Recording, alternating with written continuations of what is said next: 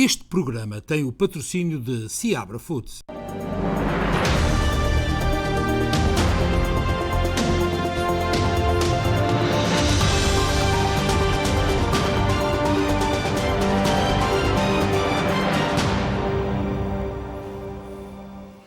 Boa noite, bem-vindos a mais um especial Informação. Como é habitual, a informação diária na SPT e também no Facebook.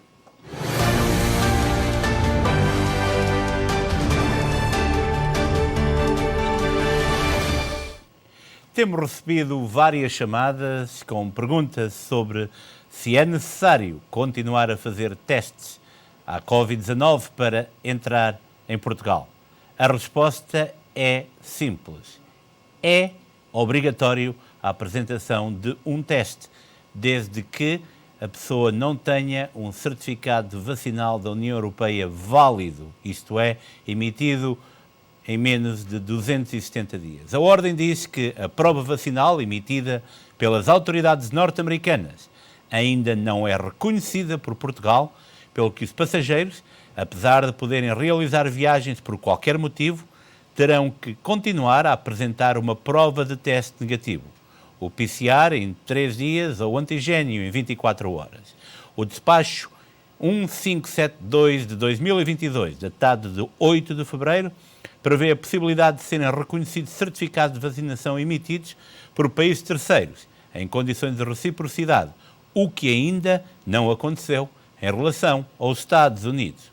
Neste momento, e até ao reconhecimento do certificado norte-americano por parte das autoridades nacionais, existe a obrigatoriedade de apresentação de testes, a menos que o passageiro seja titular de um certificado digital Covid da União Europeia na modalidade de certificado de vacinação ou recuperação válido. Se ultrapassou 9 meses desde a emissão, terá também que fazer o teste. Portanto, fica aqui. Entretanto, é provável que mais depressa Portugal venha a aliviar ainda mais as restrições. Avançam as notícias que as exigências de certificados, testes e máscaras poderão cair já em março.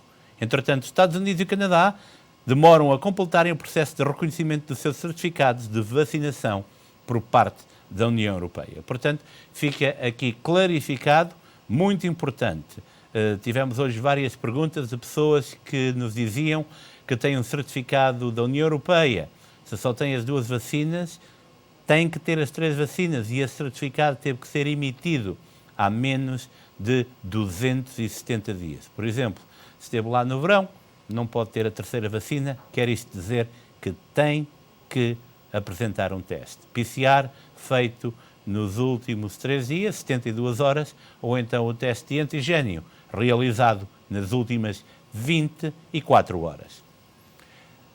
Portanto, ficou aqui a informação e é muito importante que as pessoas continuem, portanto, a seguir essa norma, porque se chega ao aeroporto não poderá viajar e depois ou terá que fazer o teste lá com preços módicos que muitas vezes ultrapassam os 200 a 300 dólares. Fica aqui a informação avançada, foi confirmada hoje pelo Consulado-Geral de Portugal, aqui nos Estados Unidos.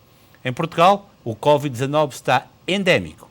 O Governo ouviu esta manhã os peritos no Infarmed, estando em cima da mesa a possibilidade de aliviar algumas medidas.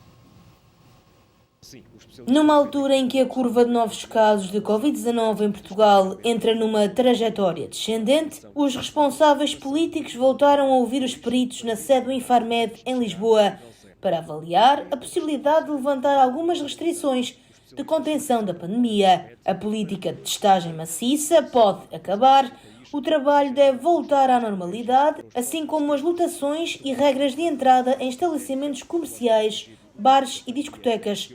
A proposta é da especialista Raquel Duarte, conselheira do Governo nos planos de desconfinamento, que considera que o país já se encontra em condições de passar para o nível de menores medidas restritivas. O plano da ex-secretária de Estado da Saúde é composto por 2 níveis, 0 e 1, com avaliação quinzenal, sendo que o 1 pode começar já. O certificado digital deve passar a ser exigido apenas em contextos de saúde ocupacional. Nas máscaras, nada muda face à situação atual. Devem continuar a ser obrigatórias em locais interiores públicos, serviços de saúde, transportes públicos e locais exteriores com concentração elevada de pessoas. O nível 1 prevê, desde logo, o fim de limitações nos locais de trabalho e em estabelecimentos comerciais, assim como nos bares e discotecas. No que toca à testagem, em vez da atual estratégia de testagem maciça, deve ser criada uma rede sentinela e favorecidas populações de maior vulnerabilidade, funcionários de pré-escolar, locais de maior risco de transmissão, sintomáticos em contexto diagnóstico. Apesar do cenário positivo que traçou, Raquel Duarte disse que é preciso manter a vigilância e que há ameaças que não devem ser esquecidas, como a desigualdade de acesso às vacinas a nível mundial, que pode potenciar o aparecimento de novas variantes. Os próximos passos exigem um enfoque na monitorização, vacinação, ventilação e uso de máscara em ambientes de risco. Portanto, boas notícias a virem de Portugal. Espera-se que possa ser comunicada a decisão sobre a obrigatoriedade de apresentação de testes na entrada a Portugal, também no uso de máscaras. Por isso mesmo, até lá, até que essa comunicação seja tornada efetiva, terá que continuar a fazer os testes que referimos anteriormente, terá também que continuar em Portugal a seguir as normas. Mas a verdade é que estamos a caminhar para essa situação endémica. Nas últimas 24 horas foram registados 20.041 novos casos, 46 mortes associadas à Covid-19. Os dados do último balanço da Direção-Geral de Saúde dão ainda conta de que se mantém a tendência de descida do RT e da taxa de incidência. Portugal soma esta quarta-feira mais 20.041 casos e 46 mortes relacionadas com a Covid-19. O número de internados voltou a descer. Estão agora internadas 2.141 pessoas, menos 129 do que ontem. Dessas, 142 estão em cuidados intensivos, menos 5 do que na terça-feira. Lisboa e Val do Tejo soma 6.831 novas infecções e 12 mortes. A região norte registra 5.594 novos casos e 16 óbitos. Na região centro, há 3.819 contágios e 12 mortes. No Alentejo, há 1.060 infectados e 2 vítimas mortais. O Algarve conta com 1.371 infecções e também com 2 óbitos. A taxa de incidência desceu e é agora de 4.390,9 a nível nacional e de 4.385,9 no continente. Já o RT, ou índice de transmissibilidade, também baixou ligeiramente e é de 0,75 no continente e de 0,76 a nível nacional. Aqui nos Estados Unidos, o número de casos está a decrescer e o número de mortes apresenta agora também essa tendência negativa. Nas últimas 24 horas foram contabilizados 140.204 casos, menos 67% em relação à média das 2 últimas semanas. Em igual período, o número de mortes decresceu também 12%. Nas últimas 24 horas foram contabilizadas 2.328 mortes devido à Covid-19. Queremos informar que em Newark, a montanha, afinal, pariu um rato. Porquê? Hoje, dia 16 de fevereiro, deveria ser anunciado pelo Mayor Ras Baraka se a obrigatoriedade de apresentação do cartão de vacinação nos diferentes estabelecimentos continuaria a vigorar ou não, ou seria levantada. A verdade é que na sua comunicação à cidade, o Mayor ignorou a mesma. Esperamos saber a qualquer momento qual será a medida. Informação precisa-se. A capital do Canadá está paralisada há 19 dias por causa dos protestos da Caravana da Liberdade. Peter Slowly, chefe da polícia de Ottawa, demitiu-se e garante que fez tudo para manter a cidade segura. O chefe da polícia de Ottawa não resistiu às críticas à sua resposta aos protestos anti-vacinas contra a Covid-19 que estão a paralisar a capital do Canadá pela terceira vez consecutiva e apresentou a demissão na terça-feira à noite. Peter Slowly é acusado de ter sido demasiado brando com as centenas de camionistas que bloquearam o centro e os principais acessos a Otava, mas chegou a queixar-se de falta de recursos para atender a uma manifestação da magnitude daquela que atirou a cidade para o caos. Citada pela Reuters, Diane Deans, responsável pela direção do Serviço de Polícia de Otava, diz que se tratou de uma separação por mútuo acordo. Na hora da despedida, Slowly garantiu ainda assim que fez tudo para evitar que a chamada Caravana da Liberdade pusesse em causa a segurança da capital. Estou confiante que o Serviço de Polícia de Otava está agora mais bem posicionado para acabar com esta ocupação, afiançou. Nesta quarta-feira, ainda havia entre 400 e 500 caminhões estacionados no centro de Otava. A cidade permanece em estado de emergência, depois de ter estado fora de controle e sitiada há cerca de uma semana. Na segunda-feira, porém, e para responder aos bloqueios noutras cidades do país, e principalmente na ponte Ambassador, que liga a cidade de Detroit, no estado norte-americano do Michigan, à cidade canadiana de Windsor, na província do Ontário, o primeiro-ministro Justin Trudeau invocou os poderes federais de emergência. Suspendam as licenças de condução dos camionistas e deitem abaixo as páginas de internet que estão a reunir fundos para apoiar um movimento que recusa a obrigatoriedade da vacina para os camionistas que cruzem frequentemente a fronteira com os Estados Unidos e cujos moldes de protesto alastram a outros países, como a Austrália, Nova Zelândia e, com menor impacto, a França e a Bélgica. Trudeau diz que o Canadá precisa que a polícia tome as rédeas e que utilize a lei de emergências para impor a ordem. Demos novos poderes à polícia e precisamos que atue já, apelou.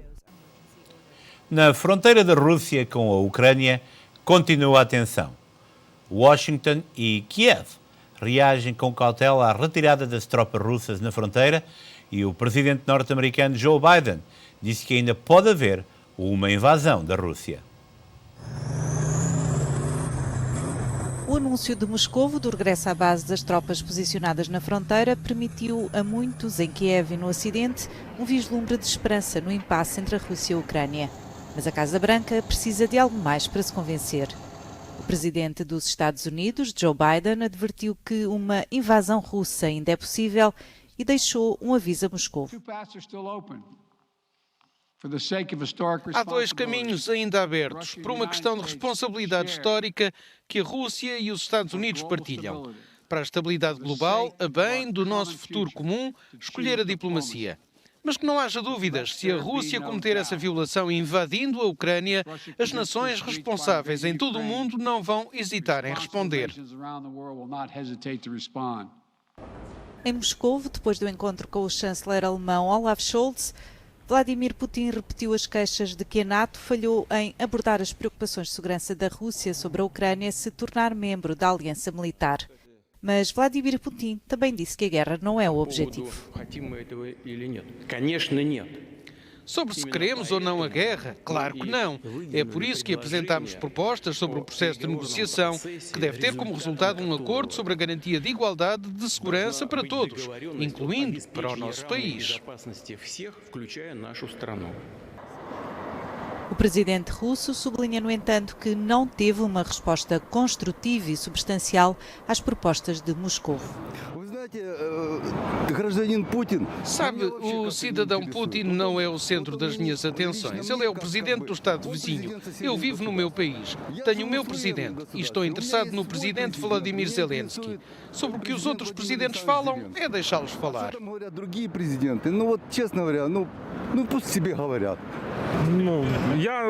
Ninguém acredita nele, o mundo não acredita nele.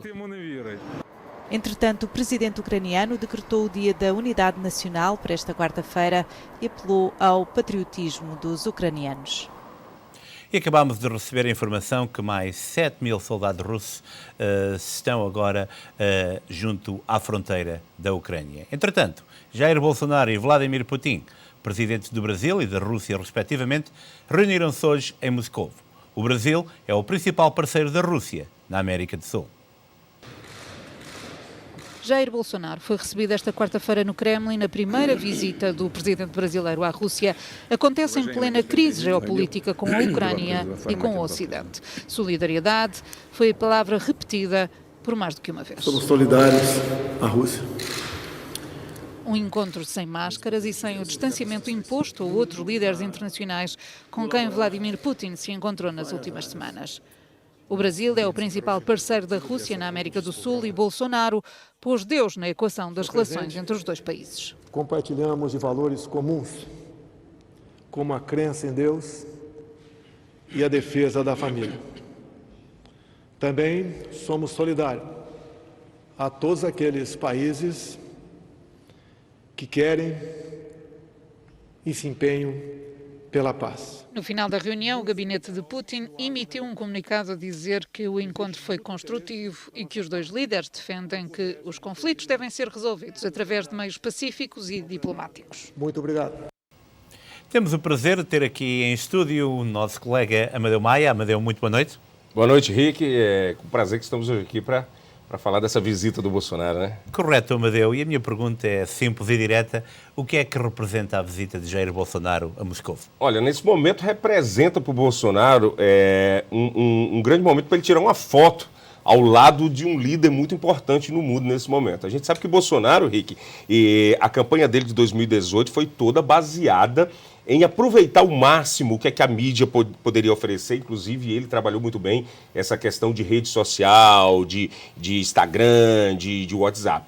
Nesse momento, ele está na Rússia, onde todos os focos do mundo, onde todos os highlights estão apontando para a Rússia nesse momento, e ele aproveita esse momento para tirar aquela foto e dizer que não está isolado do mundo. Sem máscara. Sim, não, com máscara. Né? Ele, inclusive, Rick, teve que passar por 5 testes de Covid-19 para chegar perto do presidente Putin. Coisa que no Brasil ele recusa fazer. E teve que usar máscara, tem muita crítica no Brasil nesse momento. Ele é um dos principais que levanta um discurso, uma narrativa contra o comunismo, mas hoje lá ele fez uma homenagem a um soldado comunista que lutou contra o nazismo na época da Segunda Guerra Mundial, né? Muita incongruência junta. Tem muita incongruência junta, mas assim, oficialmente ele está lá representando os interesses comerciais do Brasil em relação ao agronegócio, os pesticidas, o material que a Rússia fornece para o Brasil, e com isso ele está lá representando esse comércio, que é um produto que está faltando no mundo inteiro, e o agronegócio do Brasil precisa desses pesticidas para tratar a lavoura, que inclusive que a Rússia que fornece. Nesta conjuntura mundial, o que é que esta visita pode representar nas relações entre o Brasil e os Estados Unidos? O Brasil sempre teve uma relação muito boa com os Estados Unidos. A gente acompanha isso através dos anos. É tanto que o Brasil hoje faz parte extra-OTAN, numa parceria militar com os Estados Unidos. Inclusive, essa foi uma honra dada pelo ex-presidente Donald Trump ao Brasil, quando Donald Trump ainda é presidente dos Estados Unidos. E nessa honraria, nessa colocação de extra-OTAN, o Brasil faz exercícios militares com os Estados Unidos, tem parceria militar com os Estados Unidos, além de hoje o Brasil fazer parte do Conselho de Segurança da ONU, e os Estados Unidos não veem isso com bons olhos, mas eu acredito que não vai passar só de um perrengue, só de um mal querer. Inclusive, porta-voz do Departamento de Estado disse que não foi avisado, inclusive oficialmente, pelo Brasil sobre essa visita e de que estariam tratando lá na Rússia. Bem que o Brasil é um país soberano, não precisa dar satisfação que está fazendo. Mas um bom amigo, um bom parceiro avisa, estou indo ali resolver esse negócio. Poderemos dizer que é Bolsonaro ao seu melhor nível? Olha, para ser amigo, né? Pode ser seu melhor inimigo. Inclusive a Rússia hoje nós temos 2 parceiros comercial muito fortes, que é o próprio Estados Unidos e a China. A Rússia não está entre nem os 10 parceiros, não está ranqueado ali nem entre os 10 parceiros. Nesse momento, eu acho que é puro marketing para aproveitar uma boa foto ao lado do Putin, e ele conseguiu. Amadeu Maia, muitíssimo obrigado uma vez mais e fica por aí que já voltamos a ti. A Rússia negou hoje qualquer implicação nos ataques informáticos ocorridos na terça-feira na Ucrânia. Estes ataques afetaram sites oficiais do Ministério da Defesa do país, das Forças Armadas e de 2 grandes bancos estatais. Segundo o porta-voz da presidência russa, a Rússia não está relacionada com qualquer ciberataque. As autoridades ucranianas anunciaram na terça-feira que um ataque informático tinha afetado os sites oficiais do Ministério da Defesa e das Forças Armadas da Ucrânia, assim como as atividades online de duas instituições bancárias, o Centro Governamental para as Comunicações Estratégicas e a Segurança da Informação, apontou o dedo ao agressor, sem referir explicitamente a Rússia, num comunicado publicado na sua página da rede social Facebook. Em janeiro, a Ucrânia já tinha sido alvo de um grande ciberataque contra vários sites governamentais. As autoridades alegaram então ter provas do envolvimento da Rússia. Este novo incidente surge numa altura em que intensas ações diplomáticas e a ameaça de sanções levaram a Rússia, suspeita de preparar uma invasão da Ucrânia, a anunciar a retirada de algumas das suas unidades militares concentradas nas fronteiras deste país. A TAP terá de vender os ativos não essenciais dos negócios de manutenção, catering e handling até final de 2025. Em causa estão um dos remédios impostos por Bruxelas para evitar distorcer a concorrência europeia com a aprovação do plano de reestruturação, que assenta na separação dos negócios da TAP em Portugal. Em causa está um dos remédios imposto pelo Executivo Comunitário para evitar distorcer a concorrência europeia com a aprovação do plano de reestruturação da Companhia Aérea de Bandeira, que assenta na separação dos negócios da TAP e Portugal e pela venda dos ativos não essenciais, nomeadamente no negócio de manutenção no Brasil e os do catering e de handling. Fonte oficial da área da concorrência do Executivo Comunitário assinala que estas medidas são necessárias para mitigar as distorções da concorrência criadas pelo auxílio estatal dado por Portugal, tendo em vista compradores ainda a determinar no decurso do plano de reestruturação para esses negócios vistos como não essenciais. Fontes ligadas ao processo já tinham revelado, em dezembro passado, que a Comissão Europeia não impôs requisitos específicos sobre estes potenciais compradores dos ativos não essenciais. A posição surge após a Comissão Europeia ter dado a 21 de dezembro passado aval ao plano de reestruturação da TAP e a ajuda estatal de 2.550 milhões de euros para permitir que o grupo regressasse à viabilidade, impondo para isso compromissos de forma a não prejudicar a concorrência europeia. Entre os remédios impostos por Bruxelas para aprovar o plano de reestruturação está a obrigação de a companhia aérea disponibilizar até 18 slots por dia no aeroporto de Lisboa, a divisão de atividades entre as da TAP Air Portugal e da Portugália e a alienação de ativos não essenciais, como filiais em atividades adjacentes de manutenção e restauração e assistência em terra. Entretanto, o presidente da Ryanair apelou diretamente a António Costa, primeiro-ministro, para antecipar a cedência de slots por parte da TAP no aeroporto de Lisboa. Numa conferência de imprensa realizada esta quarta-feira, Michael O'Leary defendeu que a cedência de 18 slots imposta pela Comissão Europeia à TAP para autorizar a ajuda pública é insuficiente em dimensão e, sobretudo, bem muito tarde, já depois do verão, para o qual se antecipa uma grande retoma no setor da aviação. Muitos imigrantes investem em Portugal e o mercado imobiliário é sempre apelativo, com muitos luso-americanos a venderem um imóvel para comprar depois outro. Mas existem pormenores importantes. Connosco temos o Dr. Nelson Trezo. Muito boa noite, Dr. Trezo. Numa situação de venda e compra de propriedades, ter domicílio fiscal em Portugal é importante. Boa noite, Ricky. É assim, há aqui um ponto que é fundamental, que é a questão do domicílio fiscal.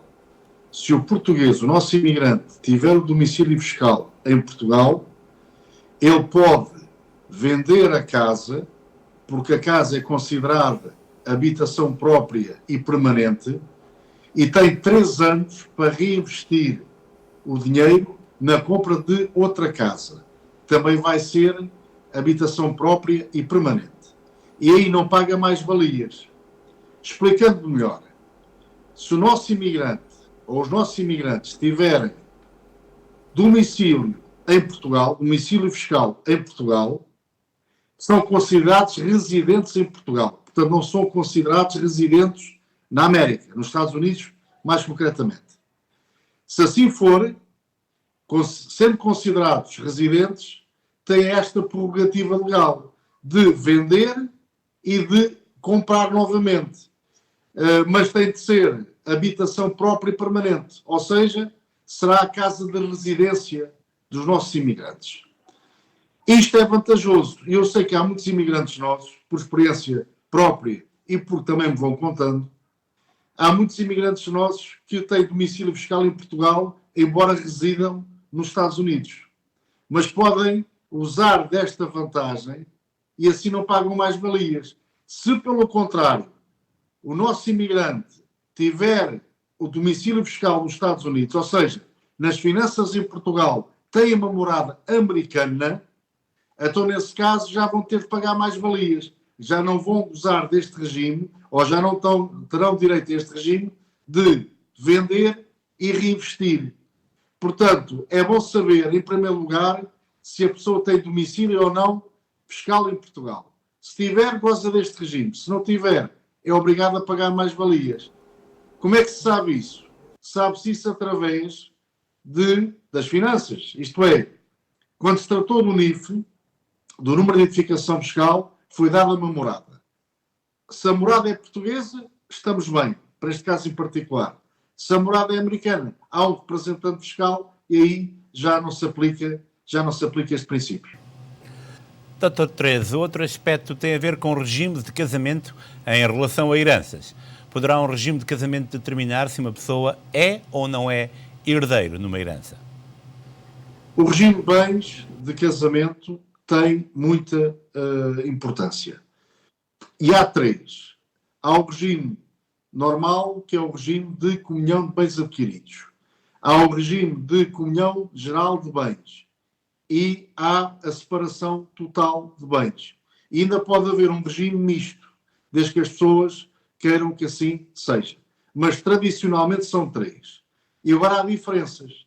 Se a pessoa estiver casada no regime de comunhão geral de bens, aquilo que leva para o casamento e venha a herdar depois do casamento é dos dois em partes iguais. Dando um exemplo. Imaginemos que o marido perde o pai, ou seja, o sogro da mulher morre. Se estiverem casados no regime de comunhão geral de bens, a herança é dos dois, em partes iguais. Já se estiverem casados no regime de bens adquiridos, é considerado um bem próprio, ou seja, a herança só será do marido. Ela não tem direito à herança do marido. Se for separação de bens, então aí a fatia da herança ainda é mais pequena, porque vai concorrer em partes iguais com os filhos. Isto é, a mulher ou o marido são sempre herdeiros um do outro, mas são mais herdeiros ou menos herdeiros de um do outro em resultado, em função do regime de bens. Eu tive um caso agora de uma senhora aí dos Estados Unidos que é paradigmático e o que se passa é isto. A senhora casou com bens adquiridos.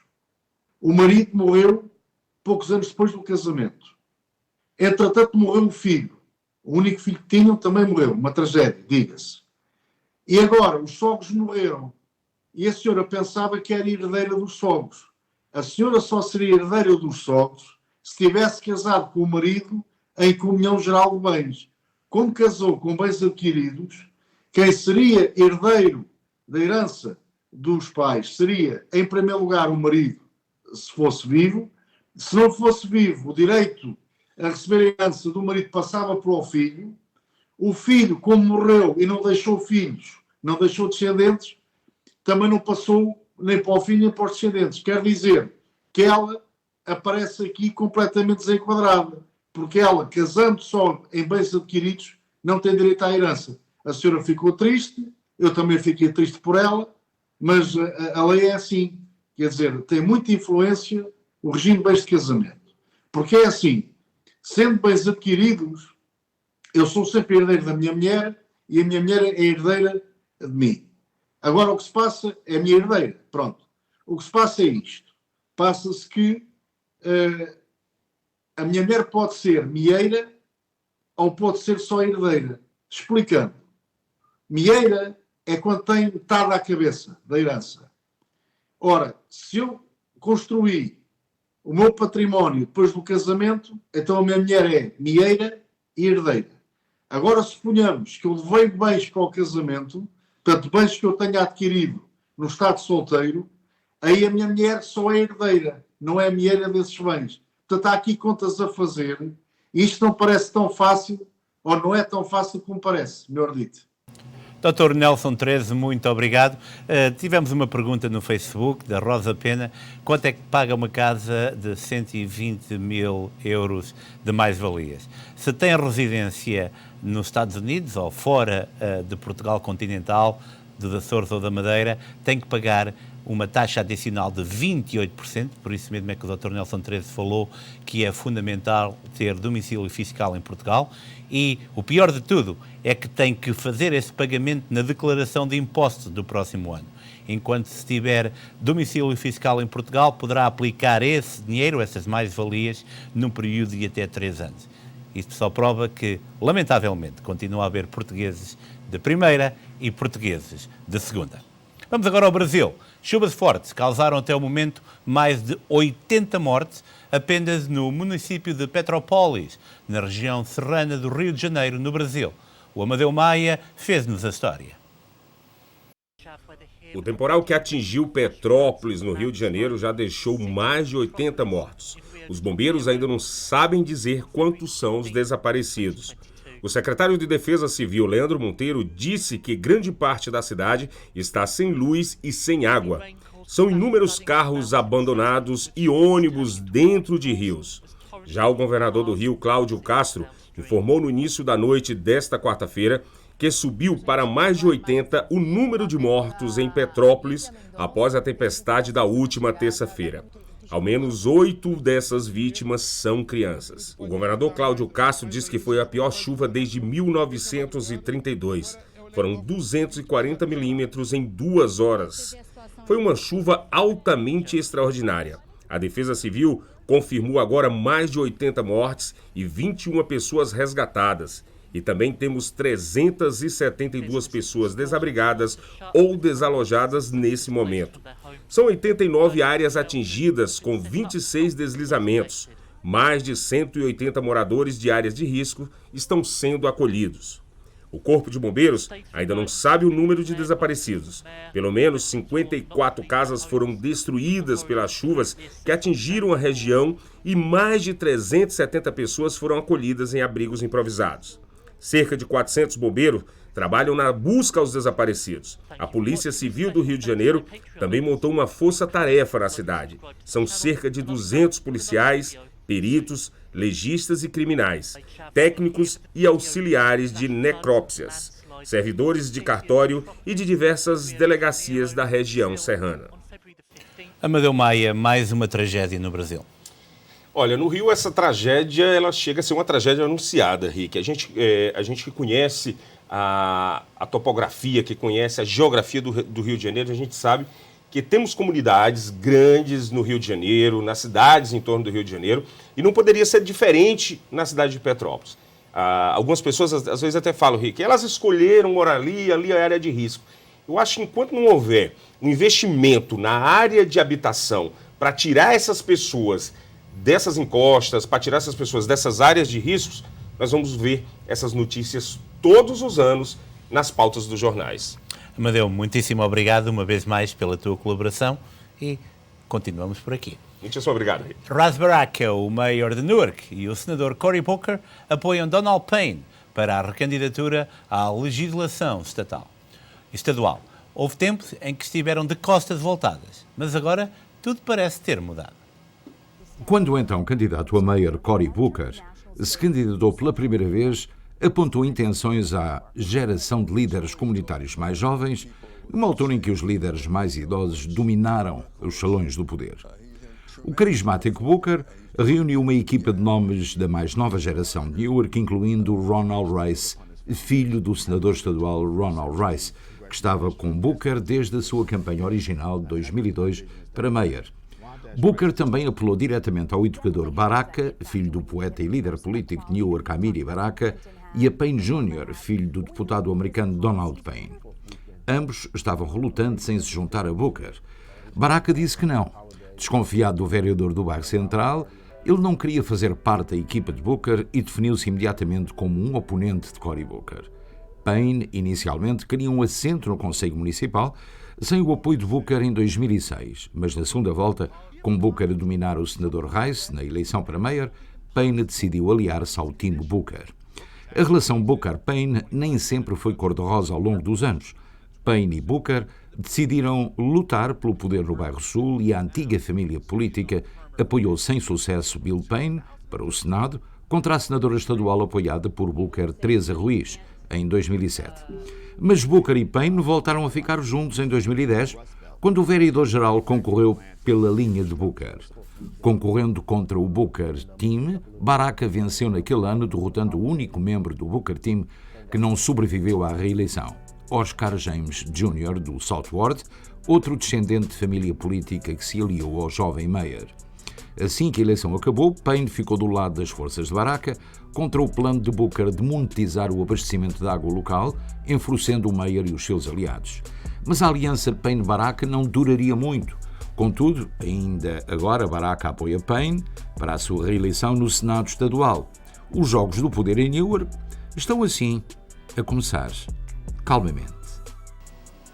Jogos políticos. Entretanto, recebemos a confirmação da cidade de Newark que somente amanhã é que o mayor Ras Baraka se vai pronunciar sobre a renovação ou não de a necessidade de apresentação de um certificado vacinal para entrar em estabelecimentos como restaurantes.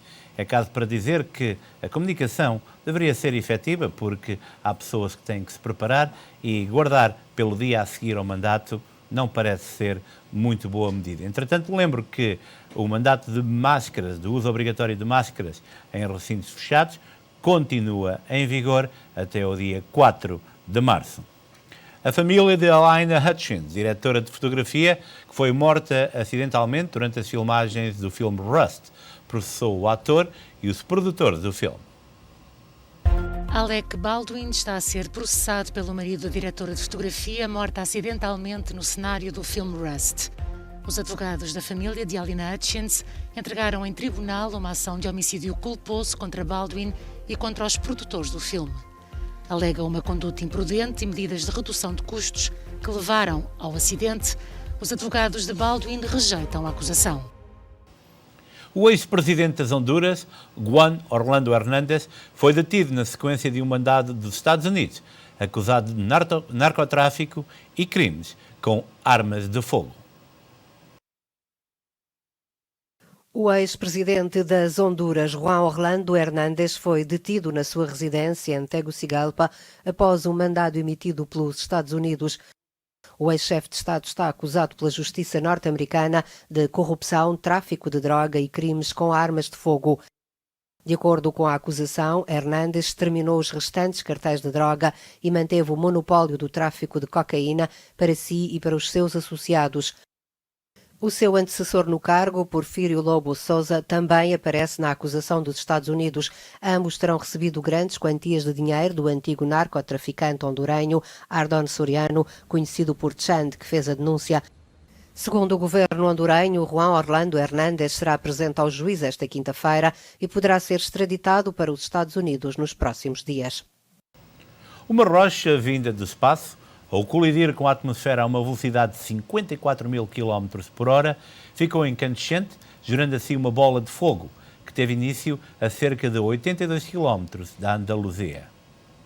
Uma bola de fogo percorreu a 54.000 km por hora na noite de segunda-feira o céu sobre a região espanhola da Andaluzia. E devido à sua luminosidade, esteve visível em quase toda a Península Ibérica. Segundo os responsáveis do projeto SMART, do Instituto de Astrofísica da Andaluzia, a bola de fogo foi registada por volta das 22 horas de 14 de fevereiro com um brilho semelhante ao de lua cheia. Devido à sua alta luminosidade, esta pode ser vista em quase toda a Península Ibérica, principalmente pelos habitantes de toda a região da Andaluzia, em Espanha. A entrada de um meteorito na atmosfera terrestre, a uma velocidade de cerca de 54.000 km por hora, resultou naquele fenómeno.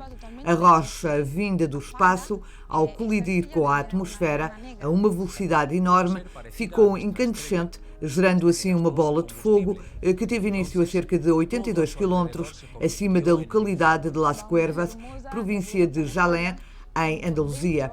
A partir deste ponto, avançou em direção a leste e extinguiu-se a cerca de 48 km acima da localidade de Larva, na mesma província. Os detectores do projeto SMART operam no âmbito da rede meteorológica e da observação da Terra do sudoeste da Europa, que visa monitorizar continuamente o céu, com o intuito de registar e estudar o impacto na atmosfera terrestre de rochas de diferentes objetos do Sistema Solar. Lembro agora aqui a notícia de abertura deste jornal. É necessário apresentar um teste se viaja para Portugal, um teste PCR realizado nas últimas 72 horas ou um teste de antigênio nas últimas 24. Somente se tem um certificado de vacinação da União Europeia com as 3 vacinas e emitido há menos de 270 dias é que não é necessário esse comprovativo de testagem. Vamos agora ao desporto. O Conselho de Disciplina da Federação Portuguesa de Futebol reagiu ao acórdão do Supremo Tribunal Administrativo que confirmou a incompetência do Tribunal Arbitral do Desporto para apreciar o recurso do chamado caso João Palhinha. Significa isto que o Internacional Português não irá cumprir castigo pelo 5º cartão amarelo que viu na 16ª jornada da passada edição da Primeira Liga, que lhe foi exibido apenas 4 minutos após ter sido lançado por Ruben Amorim no Bessa, diante do Boa Vista. Nuno Mendes já terá chegado a acordo com o Paris Saint-Germain, clube ao qual está emprestado pelo Sporting, tendo em vista um contrato válido para as próximas 5 temporadas, segundo adianta esta quarta-feira o jornalista italiano Fabrizio Romano. Os responsáveis do emblema francês estarão impressionados com o desempenho do internacional português, que, ao que tudo indica, irão mesmo ativar a sua cláusula de opção de compra, que se encontra fixada nos 40 milhões de euros. Entretanto, o Manchester City informou que o avião que transportou a equipa sénior masculina desde Inglaterra foi forçado a uma aterragem de emergência por conta do vento forte que se fez sentir na cidade de Manchester. Assim, a comitiva, que inclui os portugueses Bernardo Silva, Cancelo e Ruben Dias, aterrou de forma segura em Liverpool, depois de vencer ontem o Sporting em jogo da Liga dos Campeões, disputado em Lisboa. Vamos agora ao valor do dólar em Portugal e no Brasil e vice-versa. 0,8769, 1,1378 para o euro, 5,1530, 0,1937 para o real. A única coisa que lhe digo é que tem que estar preparado para a chuva, mas vamos saber qual a previsão do tempo para amanhã com a Catarina Rubimbas. Na meteorologia, para amanhã está previsto céu parcialmente nublado para Newark, com 62 graus. Filadélfia, com céu parcialmente nublado, com 63 graus. Nova Iorque, com céu parcialmente nublado, com 60 graus. Boston, com céu parcialmente nublado, com 57 graus. Hartford, com céu parcialmente nublado, com 58 graus. Canberra, com céu parcialmente nublado, com 59 graus. Miami, com céu parcialmente nublado, com 80 graus. Palm Coast, com céu parcialmente nublado, com 79 graus. Los Angeles, com sol, com 71 graus. São Francisco, com sol, com 61 graus. E são estas as previsões para amanhã, quinta-feira. Bem, vamos agora encerrar o espaço de notícias. Voltaremos dentro de momentos com a linha aberta, por isso mesmo fique por aí. Nós voltamos já.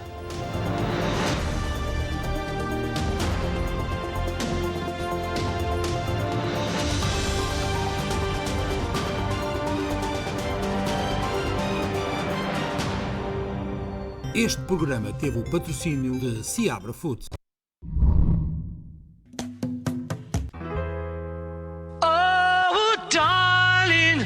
Visitámos o Sport Clube Português, onde foi celebrado o Dia do Amor. A nossa relação já dura para aí há 15 anos. O Rádio Clube Português esteve no Seabra Plaza para uma edição especial do Dia dos Namorados. Cara de pau. É o cara de pau, é o cara de pau. Vítor Manata é o novo xerife adjunto do Condado de Union. A cerimónia decorreu esta semana no Tribunal do Condado. O Ironbound Soccer Club organiza mais um torneio de futebol de salão. São 35 anos ao serviço dos mais novos. Estivemos à conversa com Fernando Grilo, o presidente da União dos Clubes. O pós-pandemia foi o tema central da conversa.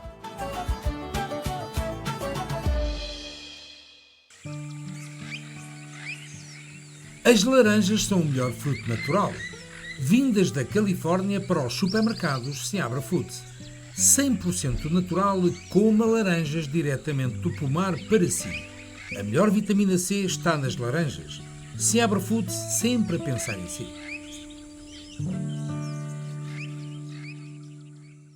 A MAP Restaurant Supplies é uma empresa especializada em equipamento para hotelaria e restaurantes. Em Newark, esta empresa familiar está apta a fornecer-lhe ideias para os seus projetos, por mais complexos que sejam, e uma gama variada e diversa em mais de 30 mil pés quadrados de espaço. Entregas em 24 horas para muitos dos artigos que temos em armazém. MAP Restaurant Supplies. Tem pessoal que fala inglês, espanhol e português para o assistir melhor. Contacte-nos. Estamos abertos ao público. Os grandes trabalhos de demolição e concreto têm um nome: Glowtrack Builders, uma empresa luso-americana que conta com profissionais de altíssima qualidade para os trabalhos de construção mais exigentes. Contacte Glowtrack Builders. Fale com Miguel Seixeiro no 2081 MacArthur Highway em Newark, ou então pelos telefones 973 412 7100 ou 973 494 3597. Glowtrack Builders. Vem aí o inconfundível, o único, o melhor artista da música portuguesa da atualidade, Zé Amaro. Dou-te um beijo em todo lado, só aí é que eu não dou.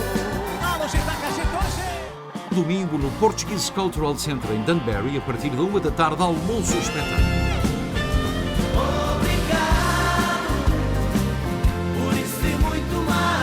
Adquira já o seu bilhete, veja os contactos em rodapé. Zé Amaro.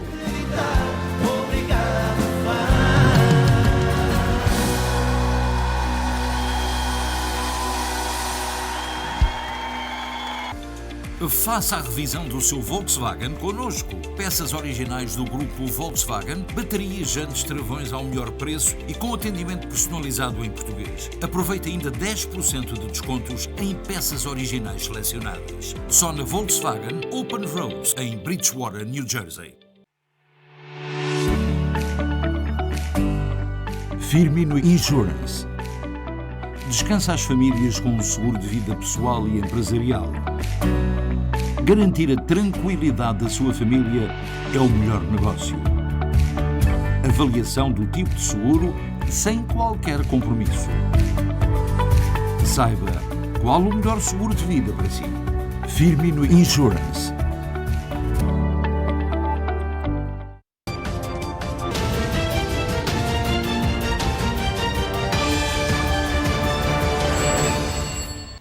Bem-vindos à Linha Aberta. Já sabe que pode falar connosco através do 973-264-1462. Não se esqueça de baixar o som da televisão e falar apenas por telefone. Quero uma vez mais relembrar, portanto, aquilo que foi uma das grandes mensagens de hoje. Se pensa vender algum imóvel em Portugal, informe-se, porque lamentavelmente os portugueses de segunda continuam a existir e uma pessoa com residência no estrangeiro, um português com residência no estrangeiro, terá que pagar 28% de mais-valias e pagar imediatamente na próxima declaração de impostos, enquanto com residência em Portugal poderá aplicar esse dinheiro para um futuro investimento nos próximos 3 anos. Temos a primeira chamada em linha. Olá, muito boa noite. Com quem tenho o prazer de falar? Boa noite, senhor Henrique. Muito boa noite. Diga, por favor. Olha, eu estou a chamar de Long Island. O meu nome é Maria. Olá, Maria. Como está? E eu precisava de uma informação. Diga, por favor. Olha, eu estive em Portugal no verão e levei as 2 vacinas em Portugal. Ok. A última foi quase no último dia que eu tinha que vir embora para aqui. E não tive tempo de... Só tenho os cartões da vacina, não tenho o certificado. Ok, portanto... Eu posso entrar em Portugal só com o cartão da vacinas? Não, a senhora pode entrar em Portugal sempre, mas tem que fazer o teste, está a perceber? Tem que fazer o teste antes de ir para Portugal, está a perceber? Portanto, faz o teste, mas pode... Eu volto a referir que não há nenhuma obrigatoriedade para portugueses de estarem vacinados para entrar em Portugal. Não há essa obrigatoriedade. Portanto, mesmo uma pessoa que não esteja vacinada, um português, pode entrar em Portugal. Tem que fazer o teste. No seu caso, como tem o cartão de vacinas, não tem o certificado de vacinação, até este preciso momento, tem que fazer um teste. O PCR até 3 dias antes ou o de antigênio 24 horas antes do embarque. As regras poderão ser alteradas. Pois, mas pode... Eu levei as duas em Portugal e levei aqui a do booster. Não há problema, tem que fazer o teste antes de entrar, está bem? Posso fazer outra pergunta? Claro que sim, Maria, pode, diga. Olhe, diga-me, eu renovei o meu cartão verde no mês de agosto. Ok. E ainda não o recebi. Mas eu tenho uma carta da imigração por 1 ano. Correto. Eu posso ir para Portugal com essa carta e quando regressar para trás eu não tenho problema? Não tem problema. Essa carta estende por 1 ano a validade do seu cartão verde. Ok? Agora, tem que ter muito cuidado. Não pode ficar em Portugal depois dessa extensão. Portanto, se for em agosto, tem que regressar antes da data de validade desse ano de extensão. Está a perceber? Pronto, Sr. Rico, muito obrigada. Obrigado, uma boa noite e boa sorte para si, está bem? Adeus, obrigada. Muito obrigado. Penso que temos outra chamada em linha. Olá, muito boa noite, com quem tenho o prazer de falar. Estou sim, muito boa noite. Boa noite, meu amigo, como estamos? Muito bem, com quem tenho o gosto de falar? É a Raiz Portal de Miniola. Quero mandar de Miniola para Palmo Costo. Sim, diga. Para Palmo Costo, do nosso falecido amigo Vítor Lareira, que faleceu a semana passada. Os pésamos à família e à família que tem lá em Palmo Costo e à família de Miniola. Que toda deia bom e paz e sossego à alma do nosso amigo Vítor Lareira. Penso que a família poderá estar também a assistir a este programa, serão entregues. Muito obrigado por essa amabilidade para com a família do nosso querido amigo. E agora a última palavra que eu digo, e a gente considera-os como primos. Correto. Será, portanto, se nos estão a ouvir, fica aqui a mensagem. Muitíssimo obrigado, está bem? Que tudo corra bem. Muito obrigado. É assim, portanto, em relação às mais-valias falámos. Eu penso que temos outra chamada em linha. Olá, muito boa noite, com quem tenho o prazer de falar. Olá, muito boa noite. Boa noite. Boa noite, com quem tenho o prazer de falar. José Azevedo, aqui de Nurque. Amigo Azevedo, muito boa noite. Diga, por favor. O meu problema é a respeito do dinheiro da TAP. Ok. Que eles mandaram metade e não me mandaram o resto. Eu estive a tentar ligar ontem e hoje para aí a ver se me diziam alguma coisa, mas não consegui ligar. Ok, 2 perguntas muito rápidas. Quando é que tinha a viagem marcada? Há quanto tempo é que foi? Ora, foi era para 9 de julho e regressar a 18 de agosto. Do ano passado? Sim. E foi o senhor que cancelou ou foi a TAP que cancelou? Foi a TAP que cancelou. Foi a TAP que cancelou. Quantas pessoas eram? Eram 2 pessoas. 2 pessoas. E comprou diretamente no site da TAP? Ou não. Foi numa... Foi o meu filho, foi numa agência. Ok, eu vou ligar para o senhor no final do programa e vou dar o número que o seu filho pode ligar para nós, que precisamos dessa informação para saber exatamente o que é que podemos fazer para ajudá-lo, está bem? Só eu no final do programa ligo para si, está bem? Está bem, ok, obrigado. Muito obrigado. Isto aqui convém referir, portanto, que se comprou um bilhete, mesmo que seja na TAP, mas através de uma terceira companhia, Expedia ou qualquer outra companhia, Kayak ou qualquer outra companhia, se calhar o problema nem está na TAP. Mas tudo isso tem que ser formalizado para sabermos exatamente qual é a situação. Porquê? Porque há uma incongruência pelo meio, porque a TAP cancelou, mas se calhar essa informação não está ainda na companhia e só foi reconhecido o primeiro bilhete, em vez de ser reconhecido todas as pessoas que compraram, portanto, nesse bilhete misto que foi comprado. Vamos à última chamada, com quem tenho o prazer de falar. Muito boa noite, Sr. Ricky. Muito boa noite. Olha, eu tenho primeiro uma coisa a dizer. Diga. Adorei o seu programa de ontem do Cantirete. Gostou? Obrigado. Adorei. Acho que você falou, e bem, sobre o que aconteceu no jogo do Porto com o Sporting. Foi uma autêntica vergonha. Manchou o nome do nosso país, da maneira como as coisas se passaram. Não devia de acontecer isso. E acho que espero bem que a Liga Portuguesa agora... Já aconteceu contra o Belenenses no Benfica, por causa do Covid. E agora espero que com isto a Liga realmente abra os olhos, meta a mão, o Governo meta a mão, porque senão os outros países na Europa olham para nós e fazem chacota de nós. Tristes. Correto. Eu não posso estar mais de acordo consigo. Muito obrigado pelos elogios ao programa. É o trabalho de uma equipa que não começa em mim, começa em toda a produção.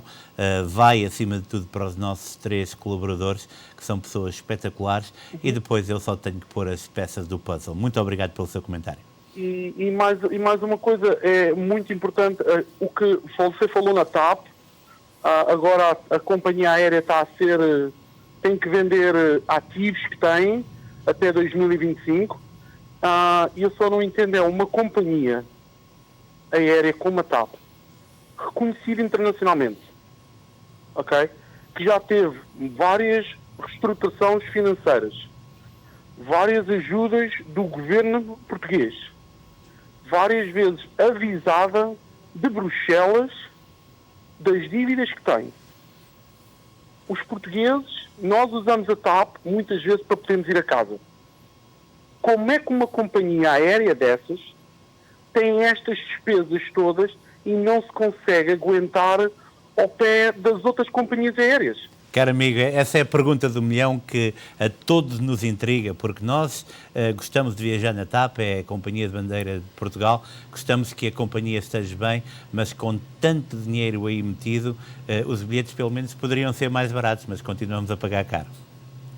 E pagamos caro, é como você diz, é verdade, pagamos caro e o dinheiro vai para onde? Isso um dia será descoberto. Caro amigo, muitíssimo obrigado. Continuo sempre a apoiar-nos. É um prazer levar também até vós toda a informação disponível. Muito obrigado e muito boa noite para si. Vamos agora a um pequeno espaço comercial. Costa del Sol, o local perfeito para momentos inesquecíveis. Reserve para os mais diversos eventos, casamentos, batizados, festas sociais, um espaço repousante e tranquilo, amplo parque de estacionamento, profissionalismo e experiência ao serviço dos nossos clientes mais exigentes. Costa del Sol. Bem, e agora vamos àquele momento sempre especial, que são os aniversários, e parece que temos uma mão cheia deles. Vamos lá então.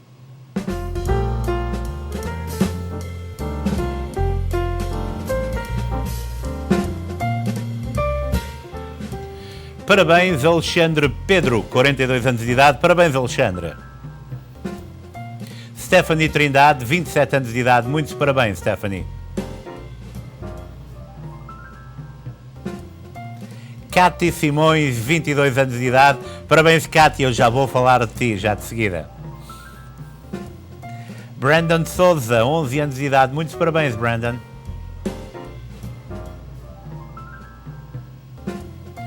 Aaron Orama, 8 anos de idade, muitos parabéns.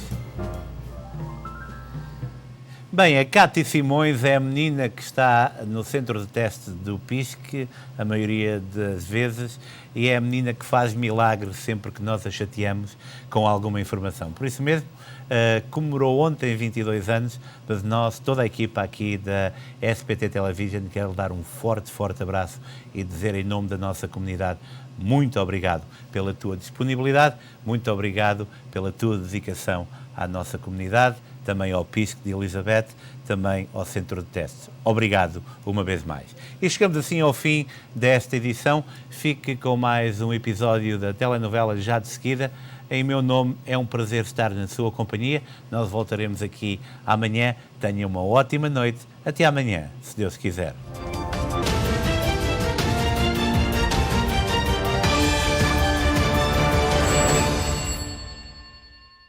Este programa teve o patrocínio de Seabra Foods.